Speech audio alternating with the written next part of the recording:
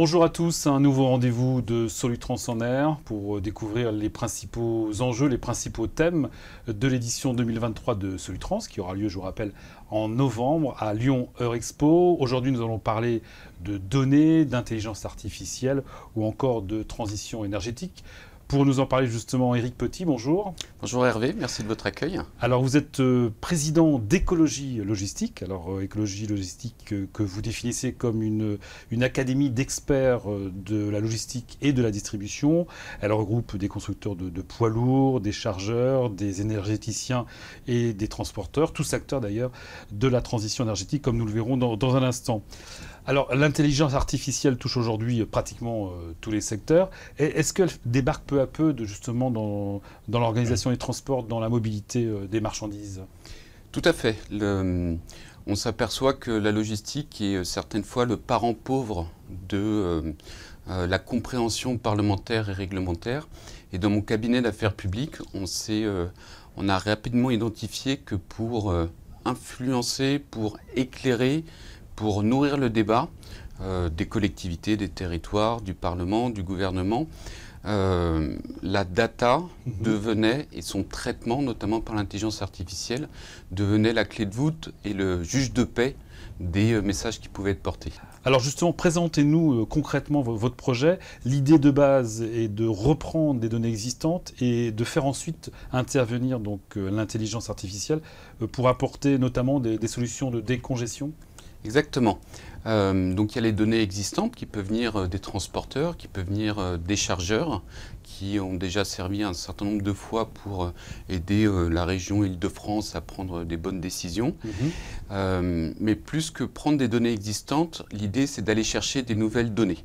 On travaille par exemple depuis 3 ans avec la commune de Saint-Cyr-l'École dans le 78 et on traite maintenant 88 flux des images de vidéoprotection et on a des programmes d'intelligence artificielle qui viennent dire est-ce que c'est un camion, est-ce que c'est une voiture, une trottinette, un VUL et on est en capacité de restituer ces données par l'Observatoire des mobilités que j'ai créé, mais également de créer un double numérique qui permet à des ingénieurs de, une fois qu'on a recréé la réalité de la mobilité, qu'est-ce qui se passe si on tourne tel ou tel bouton?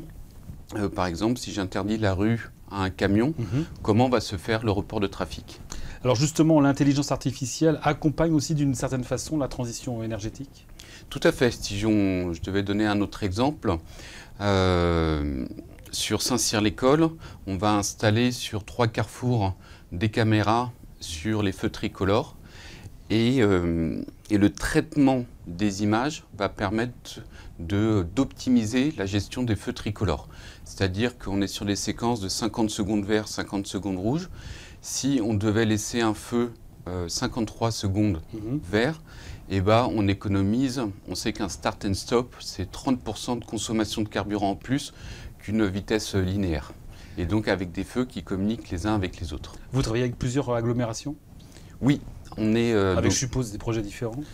Non, on a regroupé tout le monde dans un même programme. Donc on a d'abord travaillé avec Saint-Cyr-l'École, donc la ville historique, pour lequel on avait eu le premier prix des maires RMC en 2021, en novembre 2021.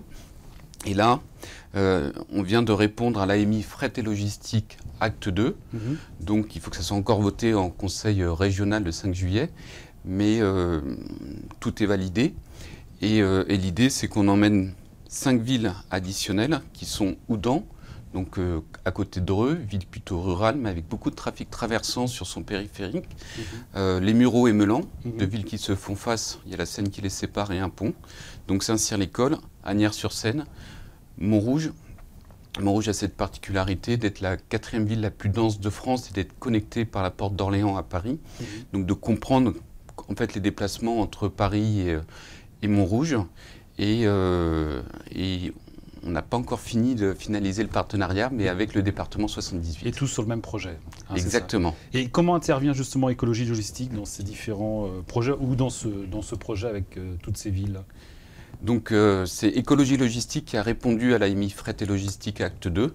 Et donc c'est Écologie Logistique qui assure la cohérence, la gestion de mes différents partenaires qui sont au titre de 3, en plus des villes, et de la coordination et la collaboration des unes avec les autres. D'accord, merci en tout cas Éric Petit. Rendez-vous à Solutrans puisqu'on vous retrouvera dans des conférences lors de cette édition 2023. Je vous rappelle les dates du 21 au 25 novembre prochain à Lyon Eurexpo. À très bientôt.